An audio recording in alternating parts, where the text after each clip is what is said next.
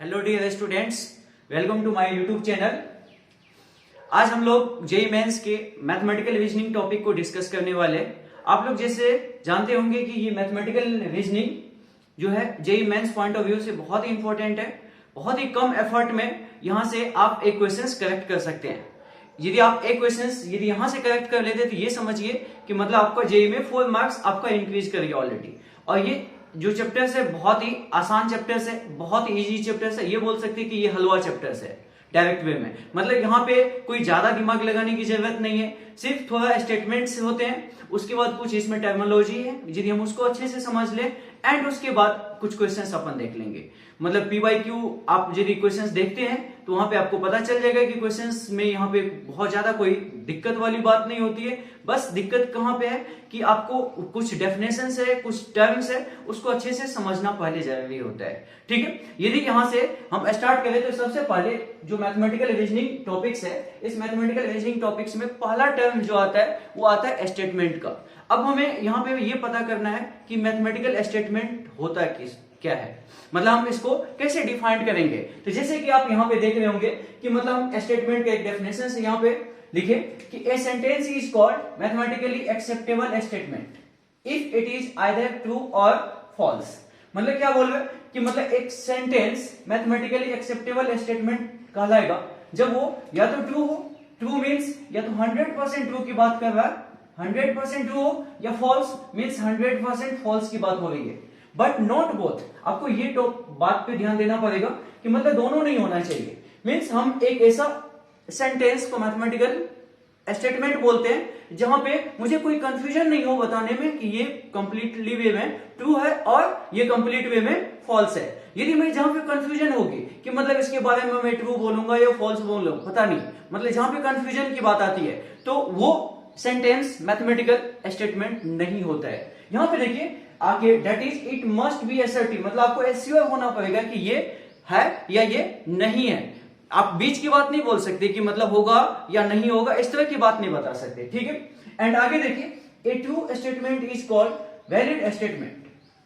True statement को क्या अपन बोलते हैं? Valid statement. And false statement is called invalid statement. Invalid मतलब आपको कभी कोई एक सेंटेंस दिया है, वो मैथमेटिकल स्टेटमेंट हुआ, मैथमेटिकल स्टेटमेंट हुआ, यदि वो ट्रू है तो उसको बोलते हैं हम वैलिड स्टेटमेंट, और यदि वो स्टेटमेंट फॉल्स हुआ उसको क्या बोलते हैं? Invalid statement. Okay, I hope आपको यहाँ पे ये सेंटेंसेस समझ में आ रहे होंगे। हम इसको एग्जांपल से भी अपन समझने की कोशिश करते हैं। देखिए मैं जैसे पूछता हूं आपसे कि 2 + 2 = आप बोलेंगे 4 होता है सर, इसमें क्या दिक्कत वाली बात है? 2 + 2 4 होता है। ठीक है, तो आप यहाँ पे ये क्या बोलने वाले? 2 + 2 4, ये तो आपके पास ट्रू स्टेटमेंट हुआ सर।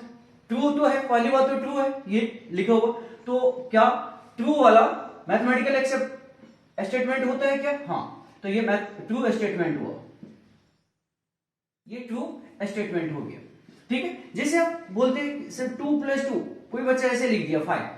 अब बोलेंगे ये जो स्टेटमेंट है क्या ये मैथमेटिकल स्टेटमेंट होगा या नहीं होगा? तो 2 + 2 है, कोई जानता 4 है, लेकिन यहाँ पर तो 5 लिखा है। अब बोलेंगे ये तो रॉन्ग है, मतलब ये फॉल्स है। फॉल्स मतलब आप इसको क्या बोलते हैं? फॉल्स बोलते हैं। तो क्या ये फॉल्स वाला पार्ट तो आपका स्टेटमेंट होता है क्या? हाँ, या तो 100% ट्रू हो या 100% फॉल हो, तो उसको हम क्या बोलते हैं? मैथमेटिकल स्टेटमेंट बोलते हैं। तो ये भी क्या आपका स्टेटमेंट होगा क्या? हाँ, फॉल्स स्टेटमेंट है, फॉल्स स्टेटमेंट है। तो ये भी आपके पास मैथमेटिकल स्टेटमेंट है, ये भी मैथमेटिकल स्टेटमेंट है। जैसे next example, Delhi is capital of India. हर कोई जानता है ये तो सर करेक्ट है। तो क्या ये मैथमेटिकल स्टेटमेंट होगा? हाँ, किस टाइप वाला? ट्रू वाला मैथमेटिकल स्टेटमेंट होगा। जैसे Mumbai is capital of India, आपके सामने कुछ इस तरह से लिख दिया जाए तो Mumbai is the capital of India, ये तो रॉन्ग है। रॉन्ग का मतलब यहां पर हम क्या बोलते हैं कि ये तो फॉल्स स्टेटमेंट है, तो ये तो फॉल्स हो गया। फॉल्स मतलब क्या? ये मैथमेटिकल स्टेटमेंट है, हाँ ये भी मैथमेटिकल स्टेटमेंट है सर, ये भी मैथमेटिकल स्टेटमेंट है। तो आपके दिमाग में ये आ रहा होगा कि सर मैथमेटिकल स्टेटमेंट समझ में आया, या तो 100% ट्रू होता है या 100% फॉल्स होता है, तो उसको हम मैथमेटिकल स्टेटमेंट बोलते हैं। तो आप ये एक बता दो, कोई ऐसा सेंटेंस बताओ कि जो कि मैथमेटिकल स्टेटमेंट नहीं होता है। तो जैसे देखिए एक एग्जांपल्स मैं आपके सामने यहां पे रख रहा हूं, तो आप ऐसे बोल सकते थे कम हियर, कम हियर, आप कुछ ऐसा बोल रहे कम हियर, तो क्या यहां से आप डिसाइड कर पाएंगे कि ये ट्रू होगा या फॉल्स होगा? बता पाएंगे कम हियर, तो इसमें कैसा ट्रू और कैसा फॉल्स वाली बात कर सकते हैं। मतलब यहां पे ना तो हम ट्रू बोल सकते हैं इस स्टेटमेंट को, ना फॉल्स बोल सकते हैं। जब इस तरह की बात होती है ना, तो आप ट्रू बोल पाते हो ना फॉल्स बोल पाते हो, मतलब आप इसमें डिबेट कर सकते हैं, हो भी सकता नहीं भी हो सकता, पता नहीं। तो मतलब कंफ्यूजन की बात आती है। तो जहां पे कंफ्यूजन की बात आती है तो ये वाला स्टेटमेंट हमारा क्या होगा, not a mathematical statement, not a mathematical statement.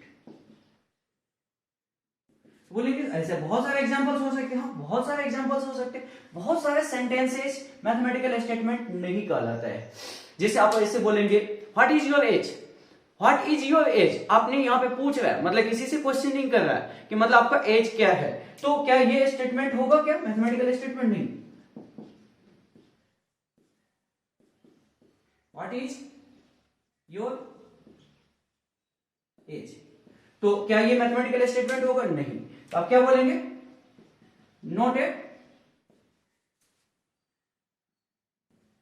Mathematical statement, not a mathematical statement, ये मैथमेटिकल स्टेटमेंट नहीं होंगे। तो इस तरह से इनफाइनाइट एग्जांपल्स, इनफाइनाइट सेंटेंसेस हो सकती है जो कि आपका मैथमेटिकल स्टेटमेंट नहीं होगा। लेकिन मैथमेटिकल स्टेटमेंट होगा तो वहां पे दो ही बात हो सकती है, या तो वो 100% ट्रू हो या 100% फॉल्स हो। आई होप आप यहां पे समझ पाए होंगे, कोई दिक्कत? ठीक है, चलिए आगे चलते हैं। ओके।